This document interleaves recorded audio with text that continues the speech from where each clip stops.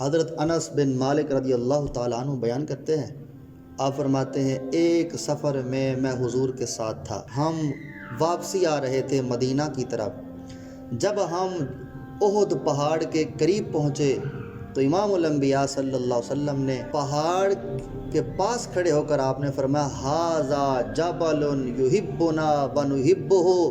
فرمایا یہ پہاڑ ہم سے محبت کرتے ہیں، ہم اس پہاڑ سے محبت کرتے ہیں۔ اور حضرت انس فرماتے ہیں نبی پاک علیہ الصلوۃ والسلام نے پھر مدینہ کی طرف اپنا رخ انور کیا اور اپنے دست مبارک کو اٹھایا، مدینہ کی طرف اشارہ کر کے آپ نے اپنی مدینہ کے ساتھ محبت کا اظہار کیا، اپنے وطن کے ساتھ محبت کا اظہار کیا۔ آپ نے اللہ کی بارگاہ میں اس وطن کے لیے، مدینہ کے لیے خیر و برکت کی دعائیں کی ہیں۔ تو وطن کے ساتھ محبت کرنا ہمارے نبی کی سنت ہے، تو اس لیے ہمیں بھی اپنے وطن کے ساتھ محبت کرنی چاہیے، وطن کے لیے دعاؤں کا اہتمام کرنا چاہیے۔